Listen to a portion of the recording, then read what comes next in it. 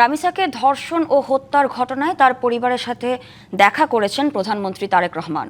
এর আগে মিরপুরে ধর্ষণের পর রামিসাকে হত্যার ঘটনায় দিনভর বিক্ষোভ করেছেন সহপাঠী ও স্থানীয়রা। বিচারের দাবিতে সারাদিন বিক্ষোভ করছেন স্থানীয়রা। আরও জানাতে ঘটনাস্থল থেকে সরাসরি যুক্ত হচ্ছেন সহকর্মী জাকারিয়া খান। জাকারিয়া, সেখানকার সবশেষ পরিস্থিতি আমাদেরকে জানাবেন।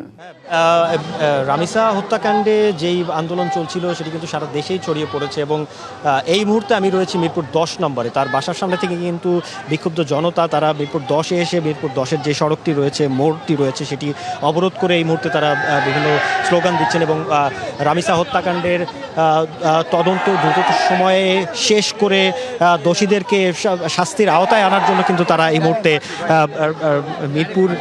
মিরপুর 10 নম্বরের যে সড়কটি রয়েছে, মোড়টি রয়েছে, সেটি অবরোধ করে বিক্ষোভ করছেন। এবং এই মুহূর্তে আসলে আমি যদি বলি যে গত 19 মে শিশু রামিসা সকাল 10টায় তাকে নৃশংসভাবে হত্যা করা হয়, তাকে পাশবিক অত্যাচার করা হয় এবং তার পরপরই কিন্তু এই ঘটনা নিয়ে সারা দেশই কিন্তু বিক্ষোভে ফুসে উঠেছিল। এবং আপনারা যেমনটি বলছিলেন যে কিছুক্ষণ আগে আজ রাত 9:30টায় কিন্তু প্রধানমন্ত্রী তারেক রহমান তিনি গিয়েছিলেন রামিসার বাসায়। তিনি রামিসার বাসায় যে তার শোক সন্তপ্ত পরিবারকে সান্ত্বনা দিয়েছেন। তার রামিসার বড় বোন যিনি, তার পুরো দায়িত্ব তিনি নিয়েছেন।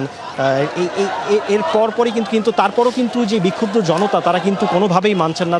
তাদের যেটি দাবি করছেন যে এই ঘটনায় অভিযুক্তকে জনসম্মুখে ফাঁসি দেওয়ার জন্য তারা বলছেন। এবং ঈদ আসবে, সাথে ক্যাশব্যাকও আসবে। নিজের বা প্রিয়জনের জন্য কেনাকাটায় এবারও নগদ পেমেন্টে পাচ্ছেন দারুণ ক্যাশব্যাক। তাই যাই কিনুন, পেমেন্ট করুন নগদে। তারা বলছেন যে এরকম এই বিচারকাণ্ডটি কিন্তু একটি দৃষ্টান্ত হয়ে থাকতে পারে। এ ধরনের অপরাধ যারা করেন বা এই ধরনের অপরাধ যারা করতে চান তাদের জন্য কিন্তু এটি একটি দৃষ্টান্ত হয়ে থাকতে পারে। এই বিক্ষুব্ধ জনতা রয়েছে। আমি একটু জানতে চাই যে আপনারা কেন রাস্তায় এসেছেন, কি চান আপনারা? আমরা বিচার চাই। আমার প্রশ্ন হলো যে এই দেশে হত্যার বদল হত্যা, একজন হত্যা করবে, মা পাবে, ভাই বন্ধু এরা শাস্তি পাইবে এবং যে অপরাধীকে জেলখানায় আমরা খাবার খাওয়াবো, এটা আমি মানিয়ে দেবো না। বুঝতে পেরেছি।